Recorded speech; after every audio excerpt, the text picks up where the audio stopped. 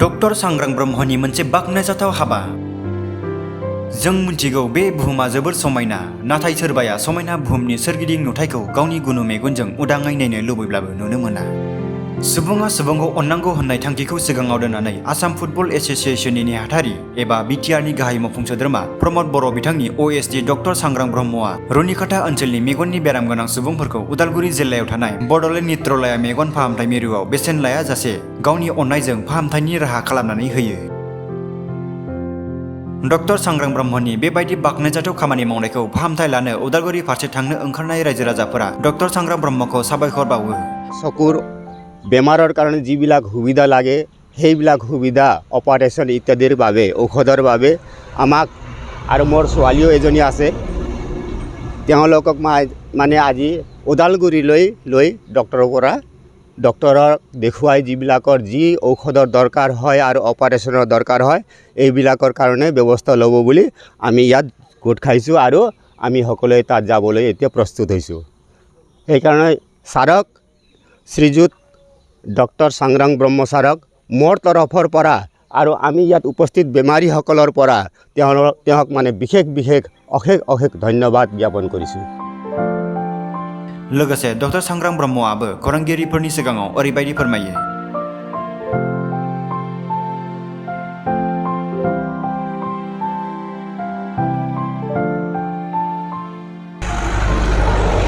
जेब्ला गामि बेरायबाय थादोंमोन, बिभिन्न गामियाव हाबदोंमोन, अब्ला बिभिन्न मेगनजों रिलेटेड बेमारनि कमप्लेन फैबाय थादों बा खोन्थाबाय थादों। सोरबा नुथायथारा, सोरबा एसे नुयो। दा बेफोर प्रब्लेमखौ खोनानानै बिथांमोननि थाखाय माबा मोनसे मोजां हाबा मावनो हायो नामा सानबाय थानाय जादोंमोन। आरो दिनै गमामायैनो मोनसे स्टेप लानाय जादों। उदालगुरियाव थानाय बडलेण्ड नेत्रलया होननायाव जोङो बे दा गिबि खेबनि थाखाय 11 जन मोनसे टीमखौ मेगननि ट्रिटमेन्टनि थाखाय जाय सिरियासलि अपारेशन खालामनांगौ दङ, मेजर अपारेशन खालामनांगौ दङ, बिथांमोनखौ जोङो मोनसे टीम हरजेनबाय आरो आसा खालामो बिथांमोननि जिनाखि नुथाय, जिनाखि मेगननि नुनाय बियो फैफिनो आरो जोंनि बे सोमखोर बुहुमखौ बिथांमोना गावनि मेगनजों नुफिननो हागोन होननानै मिजिंथिदों। नङा, जेब्ला गामि बेरायो बोराय बुरि बा सोरबा जाखांफुनाय गथ'फ्रानो मेगना एकदम नुथ्रा, बेफोरबायदि बिभिन्न जायगायाव लोगो मोनबोदों आरो ट्रिटमेन्ट खालामनोबो थाखा फैसा गैया, खरसायाबो बारा नाङा, 6-7 हाजार थाखा नांगौ, नाथाय बिनि थाखायनो ट्रिटमेन्ट लानो हाया।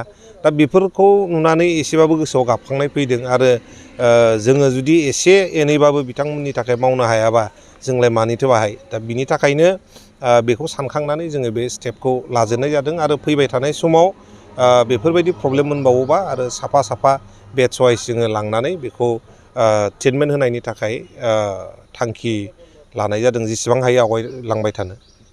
बिथांमोना चेकआप खालामबाय थानांगौ, जेरावखि थाया मानो। सिभिल हस्पिटाल दं, अबा खाथिनि हस्पिटाल दं, फ्रि एखमबा आइ चेकआप जायो।